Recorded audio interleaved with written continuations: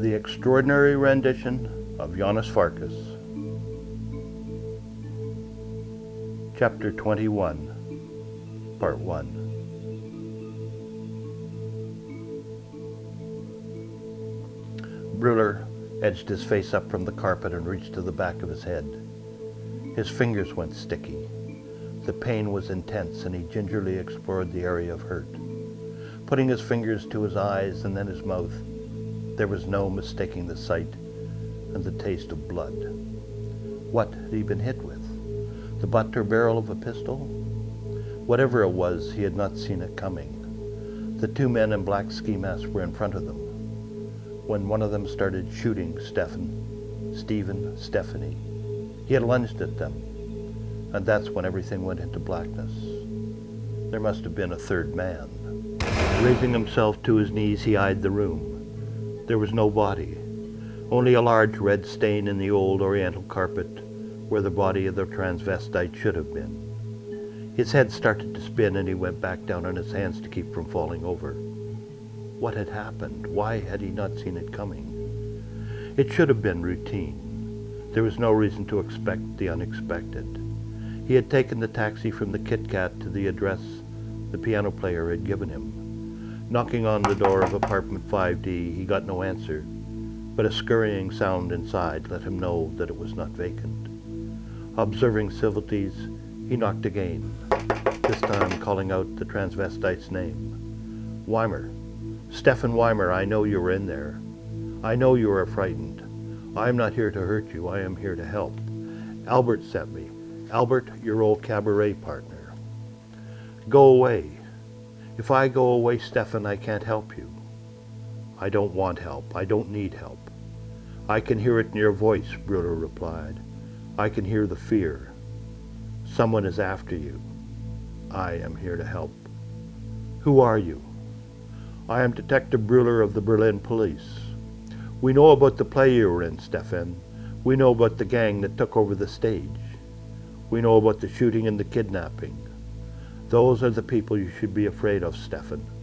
The people who set you up in the play, not the police. I am here to protect you from them. I am here to keep you safe. Breuer heard the deadbolt moving and then the latch of the door. The chain kept its opening to a few inches, revealing an eye that was pale and blue and skin that was sallow and covered with a day or two's growth of beard. It was hardly feminine. Breuer held his official identification up to the opening. Satisfied, the sallow-faced man opened the door, but not wide enough to let Breuer in. What do you want? He asked.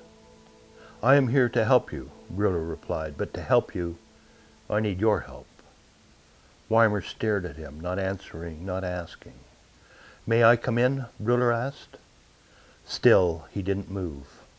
Breuer looked at him and tried to picture Weimer as a woman. There was the undeniable presence of breasts under his baggy sweatshirt, and the long hair, gray streaked with faded bottle blonde, was tied back in a ponytail, but the growth of beard and lack of any makeup denied those features, and he looked like a rather haphazardly created man, not something out of Eden, but from a garden unhampered and untamed by the laws of nature and natural selection. Mr. Weimer, Breuer continued, trying to give the sad figure a show of respect, I need to talk to you. I have reason to believe that you were not in a good situation. You took part in a play that was only staged to set up an abduction, possibly a murder. There was a man in the theater that night that a certain group, maybe rivals, wanted to get their hands on. The play was a trap and he fell for it. The thing is, that man has friends, and those friends are now hunting down the others. Those people don't play by the rules. They'll hunt you down to find out who set up the play, and when they have that information from you, they will most likely kill you. That is, if the first group hasn't already. Why would they want to hurt me? I did my job. Because people are starting to ask about your whereabouts. What are the people who hired you going to do when they find out? Do you think they're going to pat you on the head and say, "Don't tell anybody"? I don't think so.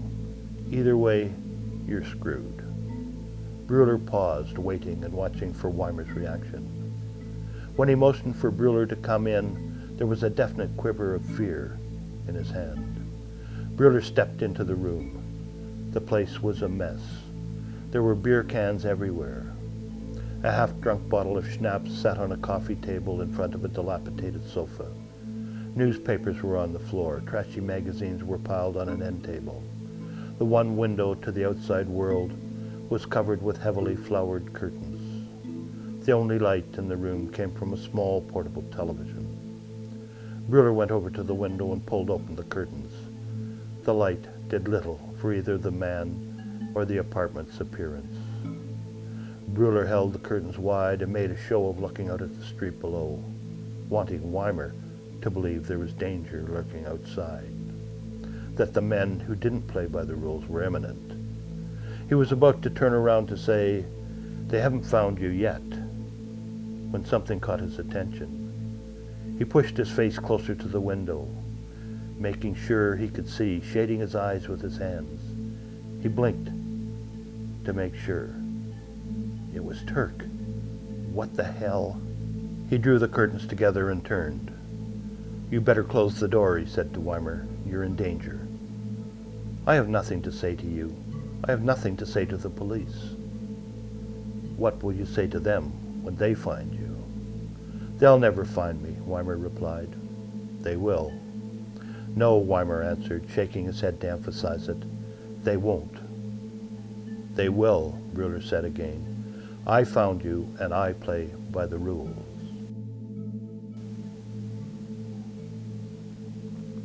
Breuer paused, waiting for the concept of rules to sink in. The rules that are played by within the law, and the random ruthlessness that replaces the rules outside of it. "You're not getting it, are you?" he continued. There was anger in his voice. Not anger that came from frustration with the saddle man, but anger at himself for underestimating Turk. He had thought of him as only a dumb thug, someone he could lead by the nose, feed false information, and push and pull in any direction he so chose. But the dumb thug was obviously no fool.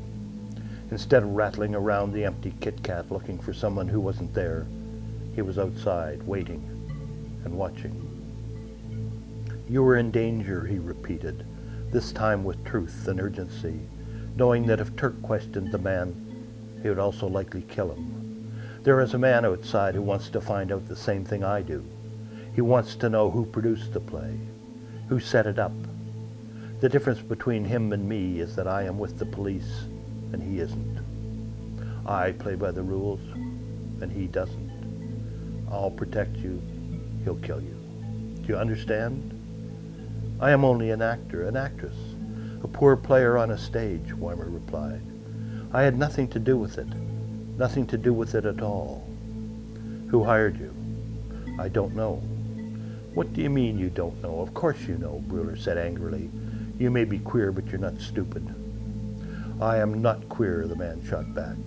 "I am a man who happened to develop certain physical attributes called tits. Do you know what there are? Here, have a look," he said, raising his sweatshirt. "When I was 12, I started to grow them, but by the time I was 18, I had tits that would put Dietrich to shame. I didn't ask for them, I didn't want them, but I made the best of them. They became my living. They turned people on." "Nice," Breuer said, the sarcasm thick in his voice. "But your tits aren't going to save your life. I am." Weimer let his sweatshirt drop back over his chest and walked past Breuer to the window. Breuer watched him pull back the curtains and look in the direction where Turk had been, and then off to the left. He raised his hand and waved. "Hello out there," he said, the sarcasm thick in his voice. "Hello out there, whoever you are. Come on in, come in and get me." But when he turned from the window, the smile on his sallow face was desperate and thin. What did he see, Breuer wondered? Turk? Or someone? Or something else? Weimer walked past Breuer and locked the door. "We only had one rehearsal," he said. We were told that the play was being put on as a surprise for someone, and that the surprise would happen somewhere in the middle of the play, and that we wouldn't even finish it. Once the surprise happened, there would be just a big party. Breuer stood there waiting, letting his silence draw more from the man. It was easy. We had all done Shakespeare before, and because it was in Bosnian, it didn't matter if the words were exact or not. If someone made a mistake, one of the others would play off it and bring it back. It's the way theater should be, fluid and not all script. It was a fun thing. And then those men appeared, all in black with ski masks and carrying guns. I thought it was a joke until one of them started shooting. The bullets were real. The bullets were damn real. We were all told to lay down on the sage. A few minutes later, we were taken at gunpoint back to the dressing room. We got our street clothes on, and we were told to go home. They gave us each €1,000 and told us to forget what had happened. Told to forget? Warned. The bullets were real. The bullets made it very clear that we should never talk about it. We were all scared. I haven't spoken to any of the other actors. I haven't spoken to anyone since. Who hired you? I don't remember. How did you find out about it? Your agent? No, my agent knew nothing about it. If he did, he'd want his portion. Screw him. He's an asshole. He never gets me anything. Then how did you find out? Somebody else. Maybe another actor. Who? I don't remember. The man outside will make you remember. The sallow man walked over to the magazine-cluttered end table, opened up its small drawer and took out a package of cigarettes and a long ebony cigarette holder. Lighting one, he slowly exhaled the smoke from his mouth, letting it drift up past his eyes like an ascending veil. The man in the theater, the man the surprise was for, he said. It was Janos Farkas, wasn't it? Breuer didn't answer, wanting the man's own knowledge, own certainty, to instill the fear that would bring even more answers. If I tell you what I know, will you leave me alone? Weimer asked. Breuer nodded. And in any case, if someone outside is watching me, please give me time to disappear. I won't need long. 30 minutes. I'll go out the back. They'll never find me. Okay, Breuer replied, remembering his promise to Albert earlier, but not knowing if it were okay or not. I don't know the producer's name. I only know he called himself Schmidt. Schmidt? Schmidt? Do you know how many Schmidts there are in Berlin? I know, but that doesn't make any difference. I know where you can find him, where his office is. Where? Weimer gave him an address in Neukölln, the district with Berlin's highest percentage of immigrants. Many foreign artists and actors lived there. It made sense. His office is in one of the old buildings that was not destroyed by the war. He has the entire second floor. He has... The sentence was never finished. The door to the apartment was smashed from its hinges. 2 men in black ski masks were upon them. Both had guns. One leveled his machine pistol at Breuer and Weimer, pushing Weimer in the chest with it, while the other, the taller of the two, went over and looked out the window, and then turned and nodded. The other started firing at Weimer's chest. Before the second and third shots hit him, before Weimer could sink, before the blood came, Breuer was lunging at the killer. Then there was pain, and everything went into a ringing blackness. He pushed himself up to half standing. His head spun and he went back to his knees. He went to reach for something, but the darkness had already taken him, and he hit the floor, barely missing the coffee table. That's the end of part 1 of chapter 21. Part 2 is online.